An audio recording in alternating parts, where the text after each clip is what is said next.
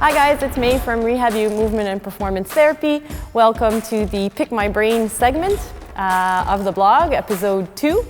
I'm still with Joey Russo from Fast Strong Kinesiology, who's my supermodel to show you all the exercises we need to show you to answer your questions. First question today was from Quinn QB on Instagram, who said, "How do I become as awesome as you? Like, was there a game-changing book or course?" So I thought that was funny. Certainly not necessarily a game-changing book or course, but definitely game-changing people. So I think my best advice to you to develop yourself as a professional is to surround yourself with people, quality people, competent people who have different ways of doing things that you can learn from, and then to also keep an open mind on the stuff that you learn, like how can I take this, how can I integrate it into my practice, and just remember that, you know, essentially we're like sometimes I say we're like artists. All artists paint with the same paint colors, they just do it their own way. So we're all using a lot of the same tools, and really it's about how you strategize to use your tools, and being around different people who do things different ways is what helps you kind of open your eyes to different ways of doing things and changing the way you run your own practice. So stay yourself and surround yourself with good people. That would be my advice on how to become awesome.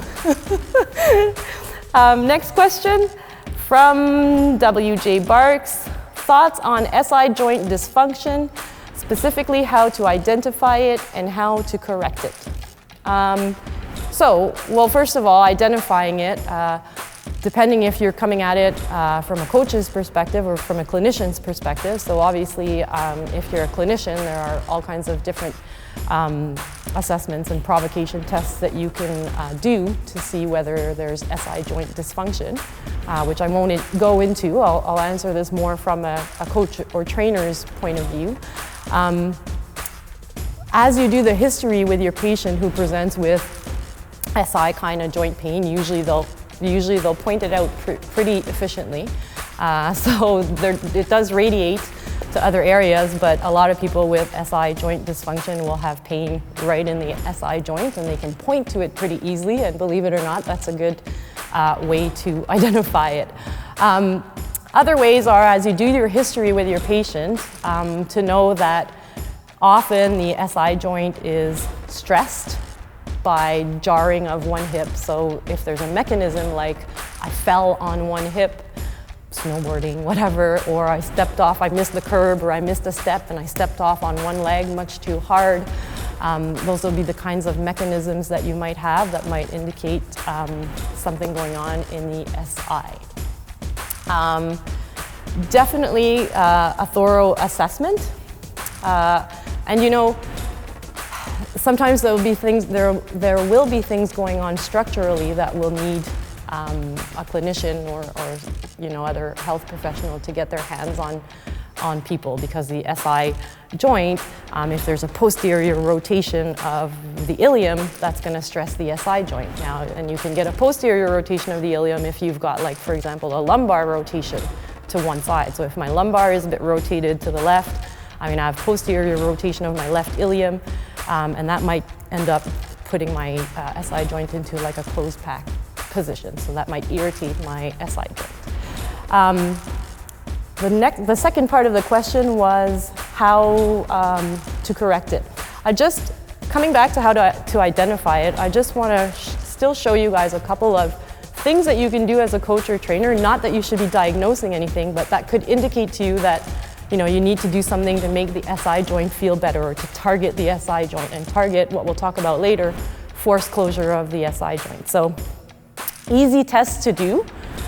If you're from a coach or trainer's perspective, if I just ask Joey to stand on one leg, this is what we call the Flamingo test. Now, as simple as this is, if he stands on one leg, it puts a lot of stress on the SI joint, and if there's pain related to that in the SI joint, that'll be indicative of some SI joint dysfunction. And I can take this further by having him stand on one leg and then lean back towards me, which will stress the SI joint even more because it brings the ilium into posterior rotation, and he'll be like, yeah, I've got pain right there on the SI joint, okay? So those are easy things that you can do that can indicate to you that, okay, maybe there's a little bit of something going on in the SI joint. Again, not that you should be diagnosing, okay? So work in collaboration with the healthcare providers. If you're doing straight leg raise as part of your assessment for hamstring, trunk stability and things like that, if someone gets pain locally in the SI joint before 70 degrees of straight leg raise, before 70 degrees of flexion, sometimes that can be indicative of SI joint dysfunction. Okay, so those are a couple of ways that you can kind of identify that that's where it's coming from. Okay, so the second part of the question was, how do I correct it? So again, as I mentioned before, there might be a treatment portion to that, where again, you would collaborate with the healthcare provider, because if there's some rotation and some things going on, that might require mobilizations, it might require some hands-on treatment.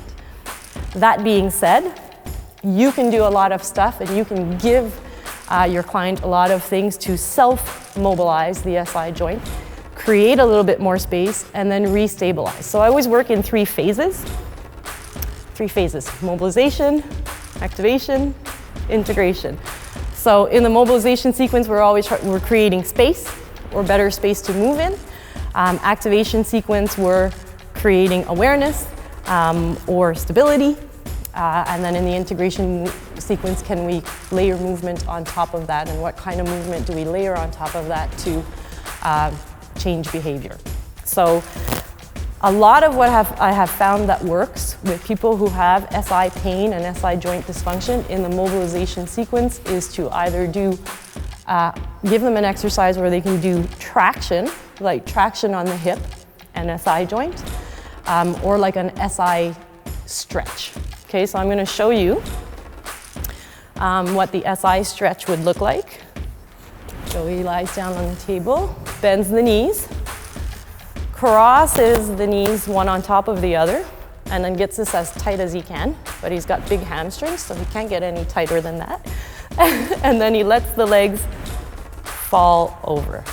And his idea is he's reaching over here, keeping this elbow down as low as possible, and then getting that leg over, getting a nice traction stretch in the SI joint. So this is the kind of thing that if I was in the clinic with him, I would do this myself and let that leg fall into some rotation and then gap him this way. So the cross leg version is just a way for me to be able to get him to do it himself.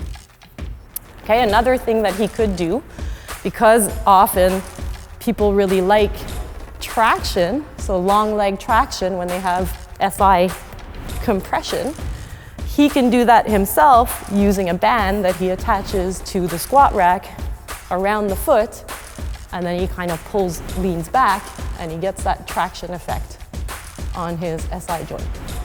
Okay, so because it's jammed and there's a lot of pressure, we're just releasing that pressure. Okay? In the activation sequence, I'm just going to get this out of the way so that I don't step on it. Now, in the activation sequence, we want to re-stabilize that joint.